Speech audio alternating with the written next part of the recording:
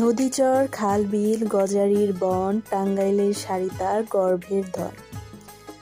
আজকে আমি কুয়াশায় ভেজা, কুয়াশায় মোড়ানো টাঙ্গাইল শহরের ছোট্ট একটি ভিডিও সবার মাঝে তুলে ধরার জন্য চলে আসছি। টাঙ্গাইল অ্যাকচুয়ালি আমার গর্ব, আমার শহর।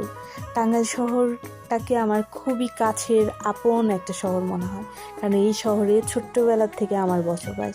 এই যে দেখতে পাচ্ছেন, এই শহরের প্রত্যেকটা রোড ঘাট আমার চেনা, চিরপরিচিত। টাঙ্গাইল নিয়ে একটি কবিতা আছে, আপনারা কে কে জানেন সেটা অবশ্য আমি জানি না। যারা জানেন না অবশ্যই একবার হলেও একটু শুনবেন। আমি কিছুটা লাইন একটু বলার ট্রাই করতেছি। এক বাড়ি, এক দুয়ার, এক হাতির বাস, 6 পুর 3 আইলে টাঙ্গাইল জেলার ইতিহাস।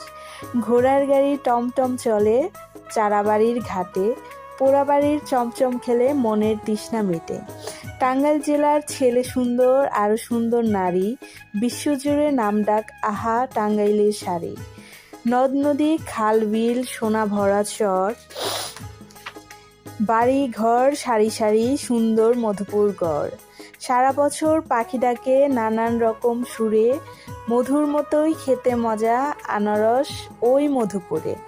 আচ্ছা, টাঙ্গাইল শহরের যারা যারা আছেন অবশ্যই জানাবেন, আর যারা যারা টাঙ্গাইলের বাইরে আছেন আপনাদের সবাইকে বলবো একটা বার হলেও আমাদের টাঙ্গাইলে আসবেন। টাঙ্গাইলে অনেক সুন্দর সুন্দর প্লেস আছে, অনেক ঐতিহ্যবাহী জায়গা আছে, বিশেষ করে জমিদার বাড়িগুলো যে আছে, তারপরে টাঙ্গাইলের ঐতিহ্যবাহী শাড়ি, টাঙ্গাইলের মিষ্টি সব কিছুই আছে। অবশ্যই টাঙ্গাইলে আসবেন। আর আমি সুন্দর একটা কুয়াশা ঘন শীতের চাদরে ঢাকা টাঙ্গাইল শহরের দৃশ্য আপনাদের মাঝে আজকে তুলে ধরার জন্য এই ভিডিওটা করা।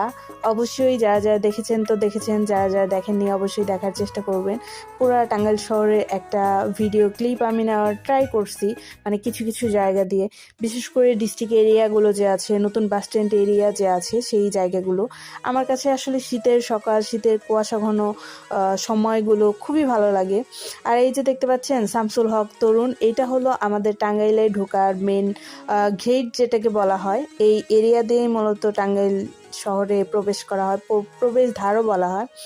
আর এই এরিয়াটা হলো আকুর পাড়া বা জেলা সদর রোডও আমরা বলে থাকি। যাই হোক, এই এরিয়াগুলোতে অবশ্যই যারা যারা আসেননি আসবেন ঘোরার জন্য।